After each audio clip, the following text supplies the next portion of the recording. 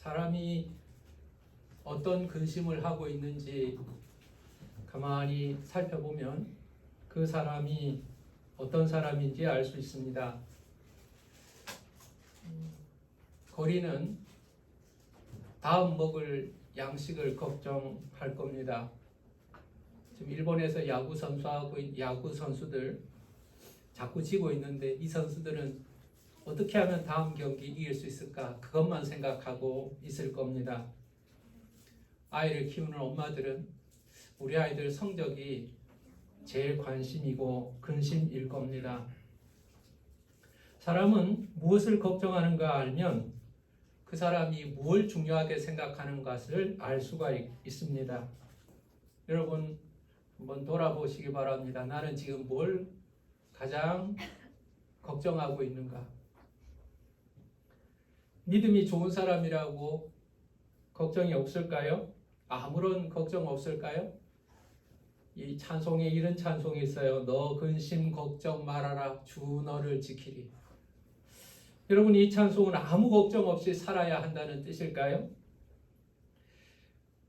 무엇을 먹을까, 무엇을 입을까, 무엇을 마실까 염려하지 말라고 했습니다. 근심하지 말아야 될 것을 근심하지 말라고 말씀하시는 거지 아무런 근심이 없이 살아도 된다고 말씀하신 것은 아닙니다. 오늘 본문을 읽으면서 여러분들은 발견하겠지만 바울은 지금 근심하고 있습니다. 그냥 근심이 아니라 큰 근심이라고 표현하고 있습니다. 1절 말씀을 다시 보세요. 내가 그리스도 안에서 참말을 하고 거짓말을 아니하노라. 나에게 큰 근심이 있는 것과 나에게 큰 근심이 있는 것과. 바울 사도가 큰 근심이 있습니다. 근데 여러분 근심이 있으면 어떻게 됩니까? 큰 근심이 계속되면 고통이 됩니다. 고통이 돼요. 바울은 이어서 이렇게 말합니다. 마음에 그치지 않는 고통이 있는 것을 내 양심이 성령 안에서 나와 더불어 증언하노니. 나에게 큰 고통이 있는데 이 고통이 얼마나 큰지 그것은 그치지 않는 근심이 고통이 되었다. 이렇게 말하고 있는 겁니다. 여러분 바울이 믿음이 부족해서 근심하고 있을까요? 그렇지 않습니다. 믿음이 없는 사람이 근심하는 것과 믿음이 있는 사람이 근심하는 것은 근심의 대상이 다를 뿐이지 근심은 있습니다. 저는 성경을 찾다가 보니까요. 놀랍게도 하나님이 근심하고 있다는 사실을 알게 되었습니다. 창세기 6장 6절을 읽어보면 땅 위에 사람 지으셨음을 한탄하사 마음에 근심하시고라고 기록하고 있습니다. 하나님이 근심하셨다고 말씀하고 있어요. 예수님께서도 예루살렘 성을 바라보면서 예루살렘아 예루살렘아 암탉이 그 새끼를 모음과 같이 라고 말씀하시면서 통곡하셨습니다. 아무리 말씀을 전하고 큰 기적을 경험하고도 하나님 앞에 돌아오지 않는 그 예루살렘은 예수 그리스도의 근심이었던 것입니다. 사랑하는 여러분, 오늘 여러분들은 어떤 근심을 하고 있습니까? 오늘 바울의 근심의 대상에 대해서 우리 먼저 본문은 이야기하고 있습니다. 3절을 보면 바울의 근심의 대상이 나옵니다. 나의 형제 곧 골육의 친척을 위하여 나의 형제 곧 골육의 친척을 위하여 근심하고 있다는 겁니다. 이 말 단어 그대로 보면은요, 자기의 가족, 형제, 친척 이런 사람을 위해서 근심하고 있다는 말로 이해가 되지만 곧 이어서 나오는 4절을 보면 이 근심의 대상은 이스라엘이라는 것을 알 수가 있습니다. 유대인을 생각하면 큰 근심이 된다는 겁니다. 자기 동족 이스라엘을 생각하면 바울에게는 큰 고통이, 그치지 않는 고통이 있다는 겁니다. 지금 바울이 어디에 있습니까? 3차 전도 여행을 하다가 고린도 지역, 지금의 그리스의 코린트라는 지역에서 이 편지를, 로마서를 기록한 걸로 추정을 합니다. 그리스에 와 있습니다. 그는 아시아를 떠나서 유럽의 전도 여행을 하고 있습니다. 그는 여행을 하다가 자신들의 동족을 떠올린 겁니다. 여러분도 여행하다가 가족들을 떠올린 적이 있을 겁니다. 정말 아름다운 경치를 보면 야, 이거 정말 좋다. 우리 어머니, 우리 아버지 여기 모시고 왔으면 좋겠다. 그 생각하지 않습니까? 여행을 하다가 아주 맛있는 음식을 먹습니다. 그러면 아내가 생각나지 않습니까? 야, 내 아내가 이거 참 좋아하는 음식인데 나만 먹기 너무 미안해. 다음에는 꼭 데리고 와야지. 아내를 생각하지 않습니까? 우리 교회가요, 겨울마다 목회자 겨울 캠프를 하잖아요. 근데 그걸 하면서 아이들, 조그만 애들, 큰 애들, 대학생들까지 제가 많이 섬기고 가르치고 합니다. 그러면서 저는 무슨 생각한 줄 아세요? 우리 교회 주일학교 아이들 데려오면 정말 좋을 텐데 목사님 자녀들만 챙겨주느라 우리 애들 생각이 막 났습니다. 바울은 지금 고린도를 여행하면서 하나님의 일하심을 보고 있습니다. 성령의 열매를 보고 있습니다. 놀라운 영적 변화가 있고 하나님 앞에 사람들이 돌아오는 것을 보고 있습니다. 이방인들이 예수 그리스도를 영접하고 거기서 교회가 세워지는 것을 보고 있습니다. 하나님을 전혀 몰랐던 사람들이 그 짧은 시간에 예수를 영접하고 구원받는 것을 보고 있습니다. 성령이 임하시고 하나님의 자녀가 되는 것을 봅니다. 정말 놀랍고 아름다운 일입니다. 그 아름다운 현장에서 자신들의 동족을 떠올린 겁니다. 자신들의 동족은 어떤 사람입니까? 이스라엘. 이 이스라엘 백성들은 본래 영광스러운 사람들입니다. 여러분 4절과 5절을 보면 이런 내용들이 기록되어 있습니다. 제가 4절 5절을 봉독하겠습니다. 그들은 이스라엘 사람이라 그들에게는 양자됨과 영광과 언약들과 율법을 세우신 것과 예배와 약속들이 있고 조상들도 그들의 것이요 육신으로 하면 그리스도가 그들에게 나셨으니 그는 만물 위에 계셔서 세세의 찬양을 받으실 하나님이시라. 여러분 이스라엘 백성들은요 영적인 특권을 가진 백성들이었습니다. 오늘 바울은 이스라엘 백성들이 가지고 있는 영적 특권을 8가지를 들어서 나열을 하고 있습니다. 여러분과 제가 아무리 열심히 신앙생활을 해도 이스라엘 사람에게는 따라갈 수 없는 이스라엘 사람의 영적 특권이 있다는 겁니다. 여러분 하나하나 설명하겠습니다. 첫 번째, 양자됨이 있다는 겁니다. 양자됨. 이 양자됨이라는 것은요, 하나님께서 제일 먼저 그들을 불러서 자녀 삼으셨다는 겁니다. 출애굽기 4장 22절에 보면 이렇게 기록되어 있습니다. 너는 바로에게 이르기를 여호와의 말씀에 이스라엘은 내 아들 내 장자라 이렇게 말씀하셨습니다. 하나님께서 이스라엘을 제일 먼저 부르신 거예요. 그리고 그들은 하나님의 자녀들 가운데 장자가 된 거예요. 이스라엘의 영광입니다. 두 번째는 이스라엘의 영광이 있다고 말합니다. 출애굽기 13장에 보면 하나님께서 이스라엘 백성들을 인도하실 때 불기둥, 구름기둥으로 인도하셨습니다. 출애굽기 40장 34절에 보면 그들이 하나님의 회막을 바라볼 때 그 회막에 하나님의 영광이 구름으로 가득하게 된 것을 보았습니다.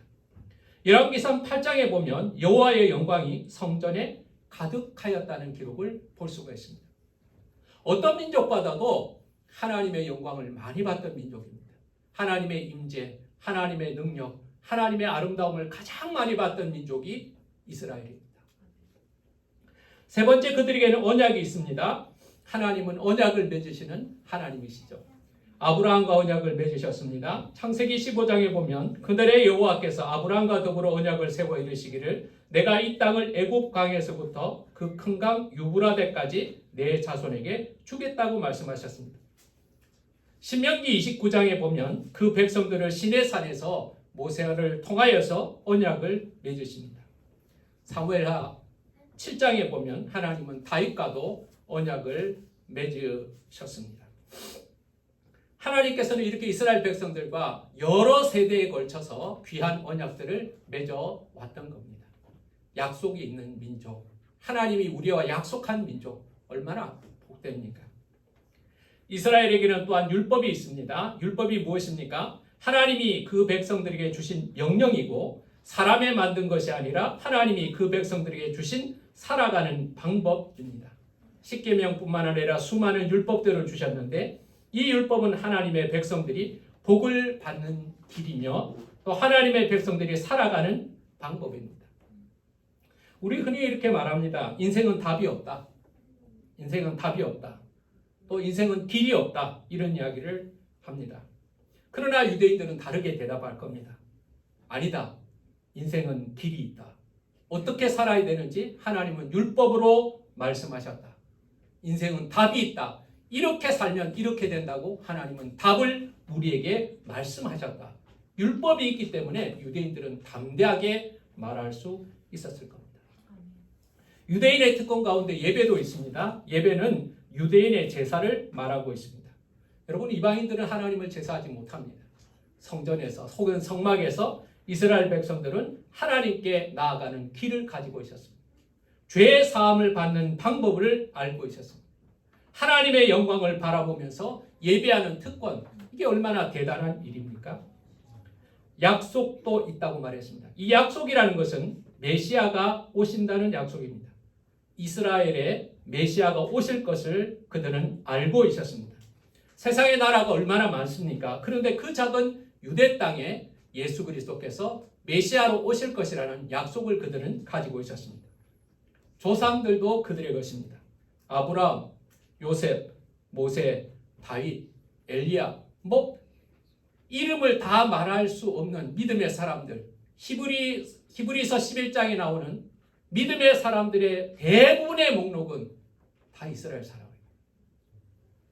여러분, 우리는 우리 조상 올라가면 왕이 나오죠. 우리 조상 올라가면 장군이 나오고, 근데 이스라엘 백성은 그렇지 않습니다. 우리 조상 올라가면 아브라함이 나옵니다. 우리 조상 올라가면 다윗이 나옵니다. 여러분, 믿음으로는 이게 상대가 안 되는 거죠. 상대가 안 되는 특권을 가지고 있었습니다.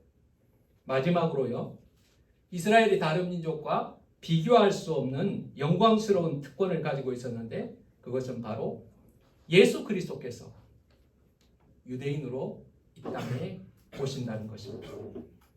그분이 어떤 분이십니까? 오늘 본문을 설명하고 있습니다. 만물 위에 계셔서 세세의 영광을 받으실 하나님이시다. 예수 그리스도는 만물 위에 계셔서 세세의 영광을 받으실 하나님이시다. 그 예수 그리스도가 인간의 몸을 입으시고 이 땅에 오신다는데 이스라엘로 오신다는 거예요. 유대인으로 오신다는 거예요. 그러니 여러분, 이 8가지의 특권은 유대인들이 가지고 있는, 이스라엘이 가지고 있는 8가지의 특권은 다른 어떤 민족과도 비교할 수 없는 영광스러운 특권이었던 겁니다. 근데 여러분, 지금 이스라엘의 형편은 어떠합니까? 바울은 이방에 다니면서요, 하나님의 영광을 봅니다. 열방이 돌아오는 것을 보고 있습니다. 이것은 원래 이스라엘이 누려야 할 특권이었습니다. 이스라엘이 먼저 경험해야 할 특권이었습니다. 그러나 지금의 이스라엘은 어떻습니까? 그들에게 오신 하나님의 아들을 알아보지 못했습니다. 그들은 예수님의 말씀을 제일 많이 들었습니다. 여러분, 예수님은 사마리아까지 가셨지 이스라엘의 국경을 넘지 않으셨어요. 그런데 그 많은 말씀을 듣고도 이스라엘은 돌아오지 않았습니다. 예수님의 기적을 보았습니다. 예수님의 만들어주신 떡을 먹었습니다. 그러나 그들은 예수님을 메시아로 인정하지 않았습니다. 오히려 십자가에서 예수 그리스도를 못 박아 죽였습니다. 그렇다고 유대인들이 언약에 신실했는가? 율법도 제대로 지키지 않았습니다. 엉터리 제사를 지내고 있지 않았습니까? 예수 믿는 자를 핍박하지 않았습니까? 교회를 공격하지 않았습니까? 자기가 앞장섰던 사람이기 때문에 그 잘못에 대해서 누구보다도 잘 알고 있습니다. 스데반을 죽였습니다. 교인들을 죽였습니다. 감옥에 가두었습니다. 교회를 무너뜨렸습니다. 그리고도 제일 심각한 것은 자신들의 잘못을 알지 못한다는 것입니다. 이스라엘은 영적으로 타락하고 육신의 몸으로 오신 메시아를 십자가에 못 박혀 죽였고 그들의 남은 몸 교회를 핍박하고 수많은 죽음을 불러일으켰지만 자신들이 무엇을 하고 있는지 알지 못했습니다. 영적 무감각입니다. 마태복음 27장 54절에 보면 예수님을 처형한 이후에 백부장의 반응이 나옵니다. 백부장과 및 함께 예수를 지키던 자들이 지진과 그 일어난 일들을 보고 심히 두려워하여 이르되 이는 진실로 하나님의 아들이었도다 하더라. 백부장은 종교인이 아닙니다. 이방 사람, 로마 사람입니다. 그런데 그가 사형을 집행하면서 이분은 하나님의 아들이셨구나 라고 알게 되었습니다. 그러나 안타깝게도 이스라엘은 예수를 죽이고 나서도 하나님의 아들로 알지 못했습니다. 바울은 이방인의 사도로 주님을 증거하고 있습니다. 주님의 영광을 보고 있고 이방인들이 하나님께 돌아오는 것을 봅니다. 성령이 일하시는 것을 봅니다. 그 영광스러운 자리에서 고통을 느끼고 있는 겁니다. 그 영광스러운 자리에서 큰 근심을 하고 있는 겁니다. 왜 이방인들이 돌아와서 그 영광을 맛보고 있는데 우리 형제들은 아직도 예수를 핍박하고 있는가? 왜 영광스러운 특권을 가진 이스라엘은 예수님에게 돌아오지 않는가? 이 영광스러운 하나님의 나라를 맛보지 못하는가? 그런 동족을 생각하면서 큰 근심하고 있는 겁니다. 여러분에게는 이런 고통이 있습니까? 민족까지는 안 나가도 좋아요. 세계는 다 넘어도 좋습니다. 아니, 여러분 가족을 바라보면서, 여러분 형제를 바라보면서, 여러분 이런 마음이 있습니까?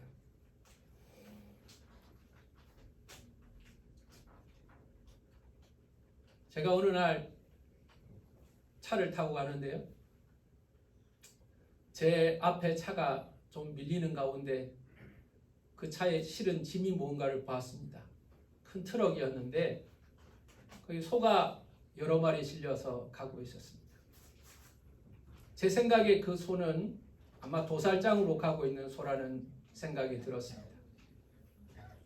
이 트럭이 멈추면 그들은 도살장에 도착할 것이고 도살장에 도착하면 그들은 곧 죽어서 몸이 분해되어 고기가 될 겁니다. 제가 소고기를 참 좋아합니다. 그렇지만 그 도살장에 끌려가는 그 소를 바라보면서요, 마음이 대단히 불편했습니다.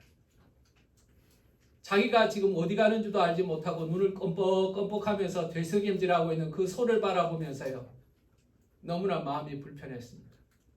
그날 하루 종일 마음이 불편했습니다. 지가 어디 가는지도 모르고 저렇게 멀뚱거리고 평안하게 차에 실려가는 그 소를 바라보면서 그 안타까운 마음을 가졌던 거죠. 사랑 여러분, 소만의 문제겠습니까? 우리 인생도 마찬가지입니다. 마음대로 살면 마음대로 갈 수 있는 것이 아닙니다. 마음대로 살면 가는 곳이 정해져 있다는 사실을 우리 믿는 자들은 다 알고 있지 않습니까? 여러분의 형제를 보면, 여러분의 가족을 보면, 이 민족을 보면 저렇게 살면 안 되는데, 저렇게 살면 안 되는데, 저렇게 살면 갈 곳이 뻔한데 여러분 보이지 않습니까? 그런데도 여러분 마음에 찔림이 없다면, 마음에 근심이 없다면, 마음에 고통이 없다면 그 사람들이 문제가 아니라 바로 여러분에게 문제가 있는 겁니다. 천국과 지옥이 믿어진다면 고통이 느껴져야 합니다. 예수 믿는 것으로 말미암아 구원받고 새 생명을 얻는다는 것이 믿어진다면 여러분 형제들을 바라보면서 고통이 느껴져야 합니다. 고통이 느껴지지 않는다면 그들도 문제지만 여러분도 문제인 겁니다. 그리스도를 거절함으로 유대인들이 장차 받을 고난과 메시아를 죽인 것으로 인하여 받을 징계를 생각하니 바울은 근심이 되고 고통이 될 수밖에 없는 겁니다. 그런데 여러분, 우리는 근심과 고통의 자리에서 머물러서는 안 됩니다. 여기서 한 걸음 더 나가야 돼요. 큰 근심을 하고 고통을 느끼는 것으로는 부족하다는 말입니다. 여기에 한 가지 더 하고 있습니다. 3절 말씀을 다시 한번 보겠습니다. 3절 말씀을 다 같이 한번 읽겠습니다. 시작. 나의 형제 곧 본육의 친척을 위하여 내 자신이 저주를 받아 그리스도에게서 끊어질지라도 원하는 바로다. 자신들의 민족을 위하여 내가 대신 저주를 받겠다고 합니다. 내 민족을 대신해서 내가 저주를 받겠다는 겁니다. 그리고 내가 그리스도에게서 끊어질지라도 간절하게 바란다는 겁니다. 바울은 지금 내 민족의 죄를 내가 대신 받겠다고 말합니다. 내가 끊어질지라도, 내가 구원에서 탈락할지라도, 아니 내가 지옥 가더라도 이 민족이 그리스도에게 가게 할 수만 있다면 나는 그렇게 하겠다고 말하고 있는 겁니다. 이것이 불가능하다는 것을 우리는 잘 알고 있고 바울도 잘 알고 있습니다. 우리는 로마서 8장에서 영광스러운 구원받은 자들의 특권을 찬양했습니다. 하나님의 사랑, 그 사랑은 끊을 수 없다고 선언했습니다. 어떠한 피조물이라도 권세도 능력도 심지어는 죽음이라도 하나님의 사랑을 끊을 수 없다고 선언했습니다. 그러나 바울은 지금 절박한 심정입니다. 내가 내 민족을 위하여 저주를 받겠습니다.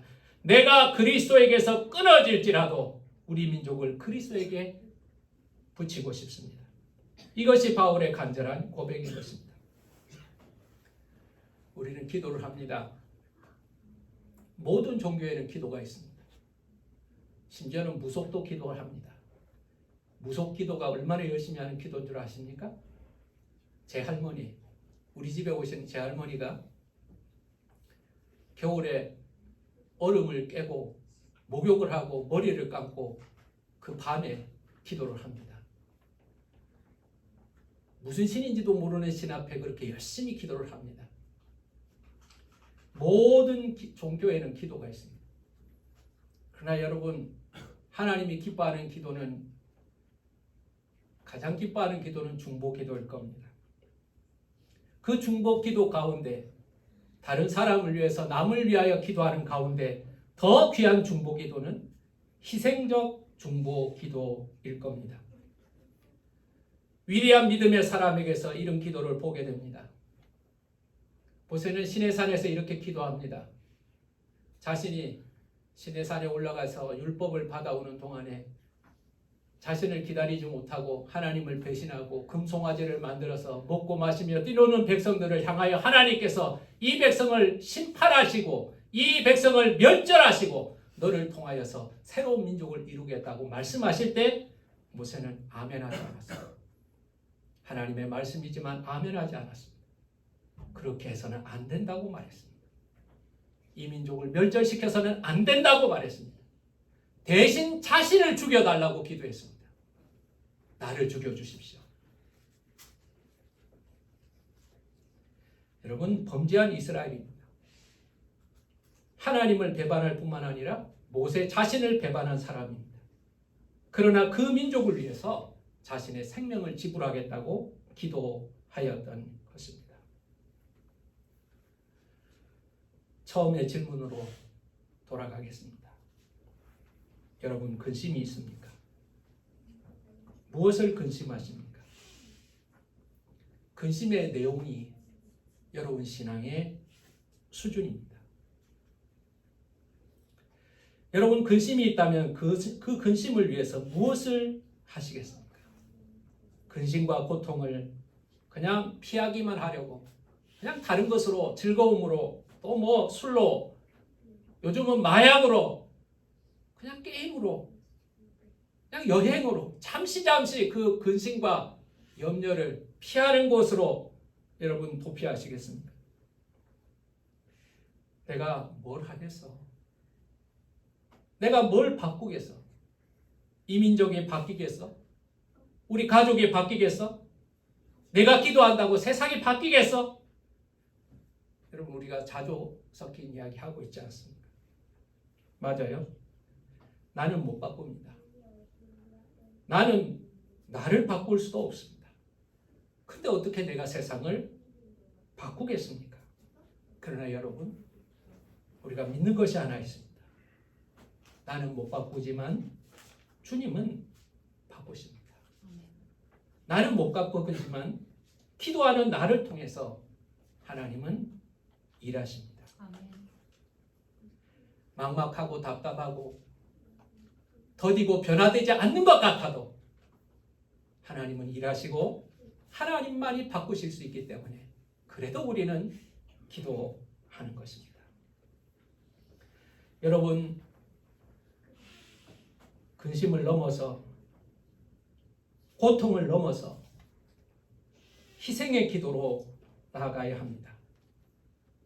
그냥 기도가 아니라 자기를 희생할 줄 아는 기도가 있어야 합니다.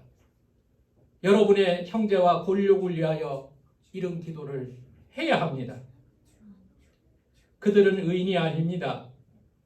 유대인들은 그리스도를 죽인 자들입니다. 그러나 바울은 그들을 위하여 자기의 생명을 지불하고자 하고 있는 겁니다. 나는 내 민족을 위해서 무엇을 하고 있는가? 나는 내 가족을 위해서 무엇을 할 수 있는가? 바울은 자신의 생명을 걸었습니다. 내가 저주를 대신 받고 내가 하나님에서 끊어질지라도 그들이 하나님 앞에 나아가기를 간구하고 있는 겁니다. 바울의 마음, 애통하는 마음, 영혼의 구원을 위하여 나를 희생하는 믿음을 달라고 여러분 기도하시기를 간절히 원합니다. 죄인을 구원하시기 위해서 죄 없는 아들을 희생하시는 아버지의 마음을 우리에게 달라고 기도합시다. 타락한 백성을 위하여, 나를 배신한 백성을 위하여 자신의 생명을 지불하겠다고 기도하는 모세의 기도를 여러분 기억합시다. 마음에 근심이 없다면 나는 병든 영혼입니다. 마비가 온 겁니다. 다시 하나님, 영혼을 바라보게 하시고 영혼의 고통을 보게 하시고 근심을 넘어서 고통을 넘어서 희생적 기도로 나아가는 우리가 되게 해달라고 기도합시다. 사랑하는 여러분, 여러분에게 어떤 근심이 있습니까? 영혼을 위한 아픔과 근심이 있습니까? 주님의 마음, 이 바울의 기도를 회복하는 저와 여러분 되시기를 예수 이름으로 축원합니다. 기도하겠습니다. 아버지 하나님, 믿음의 사람 바울이 큰 근심이 있다고 말합니다. 그리고 이 근심 때문에 그치지 않는 고통이 있다고 말합니다. 도대체 무엇이 바울을 근심하게 만들고 고통스럽게 만듭니까?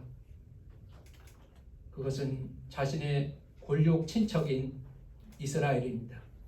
그의 형제인 이스라엘입니다.